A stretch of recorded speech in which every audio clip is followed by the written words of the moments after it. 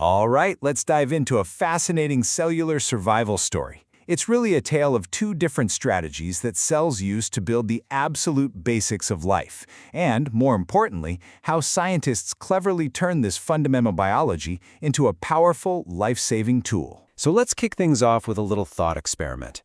Imagine you're a scientist, and you need to find one very specific type of cell in a sample with millions of others. How on earth would you do it? What if you could design a kind of cellular obstacle course, a test where only your specific cells could make it to the finish line?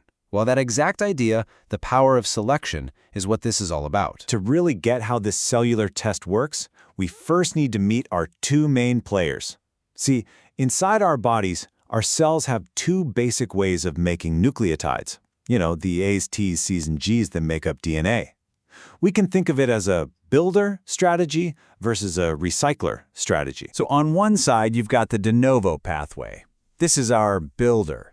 It starts completely from scratch, taking really simple raw materials like amino acids and CO2, and painstakingly constructing brand new nucleotides.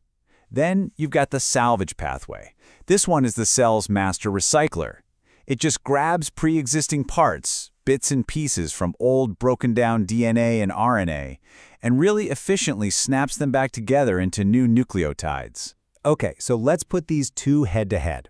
The de novo pathway, our builder, is super energy-hungry and pretty slow, but it's absolutely essential for cells that are dividing like crazy.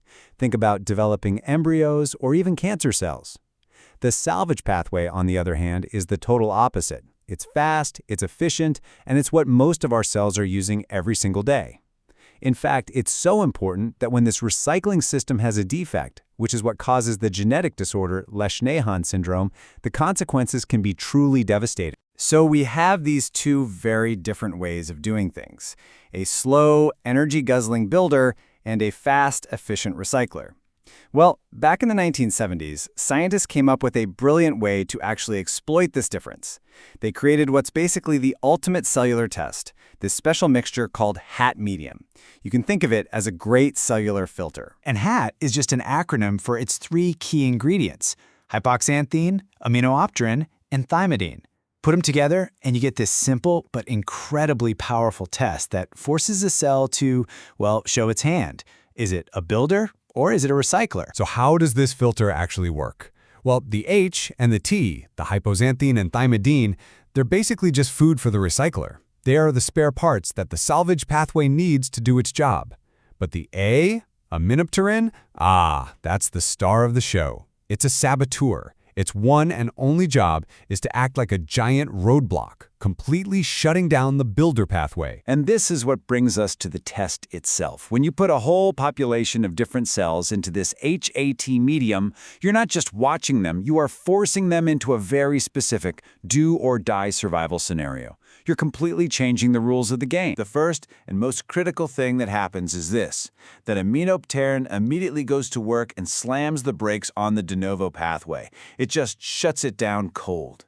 Now, for any cell that was relying on building from scratch, this is a total disaster. Their main production line is just gone. You can see the problem, right? The cell still needs to live. It needs to grow, it needs to divide, it's got to make new DNA. So how does it survive when its main construction crew has just been completely shut down? What options does it even have left? It really only has one choice. There's only one path forward. To stay alive, the cell is forced to switch over to its backup plan. It has to fire up and use the salvage pathway. The test has effectively cornered the cell, leaving it with just one possible escape route: recycling. And that's the genius of it. Survival in HAT medium isn't a matter of luck. It is a direct test of what a cell has going on inside. To survive, a cell must have a fully functioning salvage pathway. And that all comes down to having critical enzymes, like one called HGPRT, which is the specific tool that handles the hypoxanthine. If a cell doesn't have that key enzyme, it's like having all the spare parts, but you lost the one wrench you need to assemble them. They're useless. The cell simply can't survive. Now, I know what you might be thinking. This all sounds like a pretty obscure, kind of nerdy lab technique. But honestly, the ability to select for cells based on how they make things, it has been absolutely revolutionary. It transformed this clever lab trick into a genuine lifesaver. The most famous place you'll see this in action is in making monoclonal antibodies. These are the super-specific proteins that are the real workhorses of modern medicine, used in everything from cancer therapies to at-home pregnancy tests. To make them, scientists use something called hybridoma technology. And what they do is they use our HAT medium as the ultimate filter to select only the specific hybrid cells they've engineered to be tiny antibody-making factories. It's the perfect application of our cellular obstacle course. So this elegant principle of selection, figured out decades ago, allowed us to harness a cell's own internal choices. And it really leaves us with a final, fascinating question. With the unbelievable tools we have now, things like CRISPR gene editing, what new kinds of cellular survival tests are scientists designing today? And what new era of medicine are they about to unlock for all of us?